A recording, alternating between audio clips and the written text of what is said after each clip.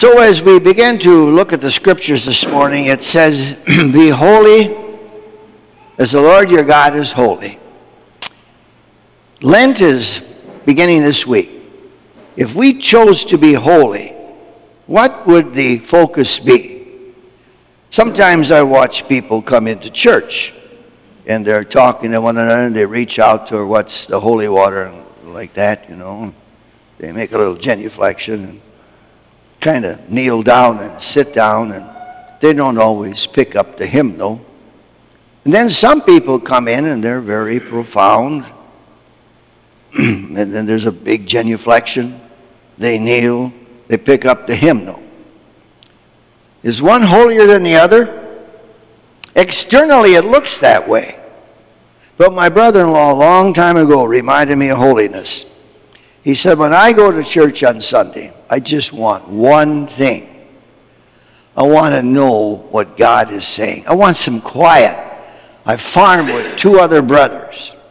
One is not really ambitious. And I've got 8 children, from 6 to teenagers. When I come, I just want quiet. I want to know what God is telling me and what's going on. That's holiness, to know what God wants. But that's a very difficult thing, to know God's wisdom. The second reading to the Corinthians talks about God's wisdom. It's not in this world at all. And this week we had a little example of that, of what's God's wisdom. Jesus and Peter were talking, and for the first time in Jesus' life on earth, first time, someone said to him, you are the Christ, the Son of the living God. And it's like the light at least went on for one, Peter. And they had this wonderful conversation, only it went in 2 different directions. Jesus was talking about patience, kindness, and Peter was talking about taking over and showing how to do things. And finally Jesus said to him, you really don't know what you're talking about, do you? You're thinking the way all human beings think. Get behind me, you little devil. Let's think the way God thinks. And what is the way that God thinks about holiness? God thinks about it like this. Everybody has a divine imprint. Everybody. When he made everything and everybody, the image and likeness of God. Well, that's kind of tough to see. Everybody, the image and likeness, everybody God's temple. We're all one family. I can see why he'd say to me what he said to Peter. Now get behind and reflect on that. There's a lot of judgment. I see a lot of things. Just imagine, think of God thinks. No grudges. No hatred. No revenge. We all have those feelings. He's talking about an attitude toward people. Just imagine if we had to pray for all those we hate and want to get revenge. How many prayers would Nancy Pelosi and Donald Trump have? They'd be well on their way to heaven. No grudges. So if I'm going to think like God thinks, then I'm here to help everybody on this wonderful journey. Some won't see it. I'd have to be patient and wait. This week, or next week, the bishop's going to send us a letter telling us about prayer to St. Joseph. 150th anniversary since Joseph was proclaimed the patron of workers. So, Joseph, what is it that would help me in Lent to be holy? I like Joseph. He said to God, that woman I was going to marry, she's going to have a baby, and it's not mine. I'm not going to have any part of that. I'm out of here.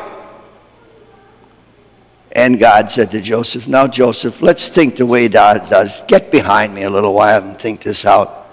She is going to have a baby, and it's not yours, but it's God's baby. And I want you to take her into your house and to welcome her as your wife. To be holy this Lent means take someone into my life to welcome them, to help them on the way to eternity, to help them with their trials and their difficulties, whatever it may be. When I think of holiness, mostly it's just simply living a good marriage. To take someone into your life, a lifetime, to bring children into that. Last week I had a funeral for my cousin Russell. When he was 45, his first wife had died, and he was alone, and the only child they had was gone. And he married a woman with 4 children, 4 teenagers. And I remember my dad and mother saying, I wonder if he knows what he's getting into. Well, I talked to the kids at the funeral, and they said simply, it was quite an undertaking. The first girl never left city high school. She had to go to a farm in the high school. She never left. She was a senior. The second one struggled with it, and they all said it was a struggle. But this is what they said. He really loved our mother. You could tell that. And whatever way she treated us, that's the way he would go. He recognized all our marriages. And a couple years after he was married to his second wife, the mother-in-law got sick. He took her into the home and he added a room onto it. They said he really cared about people. He was holy. He reached out. Any one of us living in a marriage, making a commitment, helping that person whom we see has some strange ideas, saying, okay, that's the way she is, that's the way he is. How can I help that one into eternity to let them know that this is a wonderful journey? Today, I ask all of you to reflect on Lent, to be holy, as the Lord your God is holy. What a wonderful journey God has asked me to see all these people and to make all my judgments and how cranky they are, and to say, oh well, I should pray for them, change them, help them on this journey home.